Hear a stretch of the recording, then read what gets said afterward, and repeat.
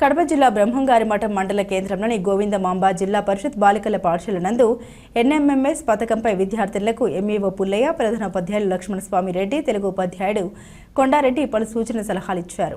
ఈ సందర్భంగా వారు మాట్లాడారు. ప్రతిభావంతులైన పేద విద్యార్థులకు కేంద్ర ప్రభుత్వం ప్రవేశపెట్టిన ఎన్ఎంఎంఎస్ పథకం ఒక వరమని అన్నారు.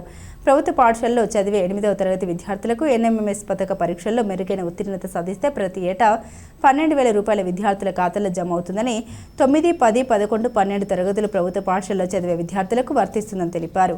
ఈ కార్యక్రమంలో ఉపాధ్యాయులు కమల్బి, సుమతి, ఓబులేసు విద్యార్థులు పాల్గొన్నారు.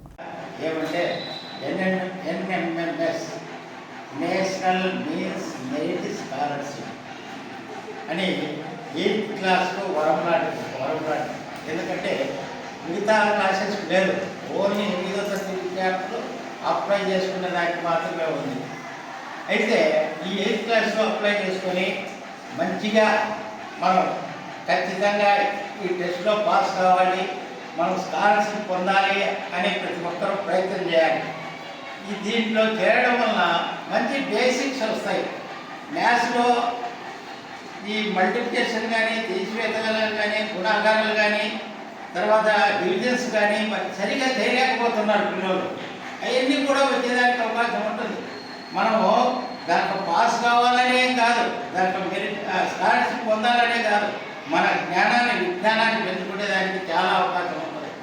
ఇంతకుముందు మన పాఠశాలలో దాదాపు 5 సంవత్సరాలు 6 సంవత్సరాల నుంచి జరుపుతున్నాం. పోయిన సంవత్సరం 2 సంవత్సరాల నుంచి స్కూల్లో ఎన్ఎంఎంఎస్ పెట్టలే. ఈ సంవత్సరం పెట్టాలనుకున్నాం. ఉపాధ్యాయులందరూ మా science madam, maths madam sir ఒక లాస్ట్ ఈ సంవత్సరం పెడదాము అనే ఉద్దేశంతో ఈ సంవత్సరం 14 మందిని అప్లై చేశారు.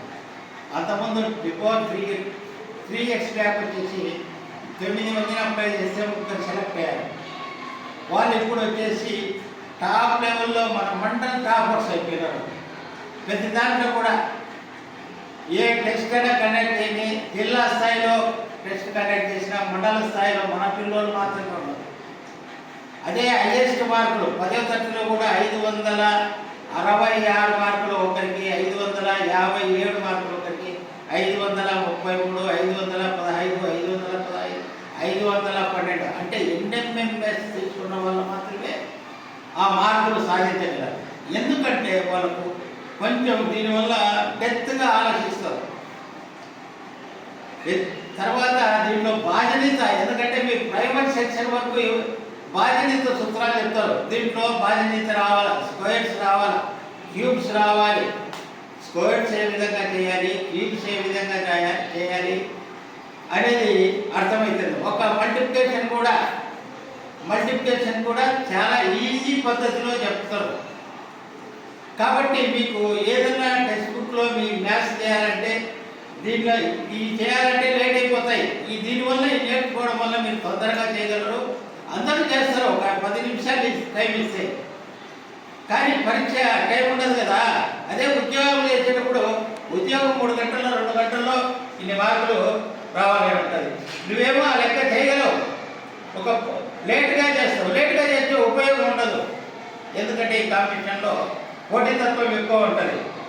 మనము కాబట్టి తొందరగా మనం ఇచ్చిన టైంలో చేయాలంటేనన్నా మనకు బేసిక్స్ మొత్తం బాగా రావాలి. కాబట్టి అటువంటివన్నీ కూడా ఎన్ఎంఎంఎస్లో దొరుకుతాయి. కాబట్టి దీనివల్ల మీరేం ఫీజు ఎవరు కట్టారు? మేము కట్టాము ఫీజు.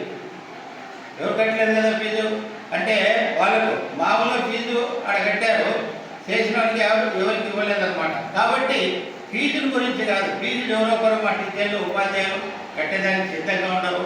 మీరందరూ కూడా ఇంకా అప్లై చేసుకునే వాళ్ళకు టైం ఉంది, చేసుకునేటువంటి దీంట్లో చేర్చుకోవచ్చు. ఇప్పుడు నుంచైనా మీరు, ఎందుకంటే డిసెంబర్లో పరీక్ష ఉంటుంది.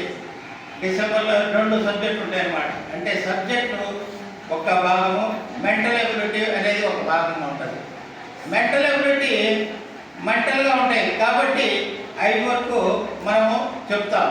మ్యాథ్స్ సబ్జెక్ట్ టీచర్స్ మీకు చెప్పేదానికి సిద్ధంగా ఉన్నారు. మీకు బాగా చెప్పే టీచర్లు వచ్చారు. ఇంతకుముందు టీచర్లు ఈ విధంగా కలుసుకోలేరు. అంటే అందరూ ఎవరు పెడితే వాళ్ళు చెప్పుకుంటుంటారు. ఇప్పుడు మన టీచర్లు అందరూ 5 మంది ఉంటున్నారు. మన పిల్లలకు చెప్పాలని దృఢ సంకల్పంతో ఉన్నారు. కాబట్టి మీరు ప్రత్యేకంగా ఇంకా ఎంతమంది అయినా కూడా చేరొచ్చు, ఇప్పటికైనా చేరొచ్చు, నేర్చుకోవచ్చు. అంటే మనకు దాంట్లో స్కాలర్షిప్ పొందే విధంగా మార్పున్నారు.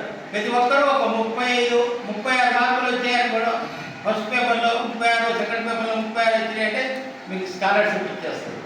సంవత్సరానికి 12,000, 9వ తరగతిలో ఇస్తారు, 10లో ఇస్తారు, 11, 12, 4 సంవత్సరాలు 12, 48,000 వస్తాయి. ఆ 48,000 కాకుండా మీకు స్టాండర్డ్ అనేది వస్తుంది, గుర్తింపు. ఎన్ఎంఎంఎస్ పిల్లలు అంటారన్నా వీళ్ళు మంచి స్టాండర్డ్ అని గుర్తింపు వస్తుంది. ఇప్పుడు మీ అందరికీ కూడా కొన్ని సంవత్సరాల పిల్లలు వచ్చేసి నవేశ్రీ కానీ, గురుపవిత్ర కానీ, జ్యోత్స్న కానీ వాళ్ళ పేర్లు తక్కువ మనం చెప్పగలుగుతున్నాం, చదువులో ముందున్నారు కాబట్టి.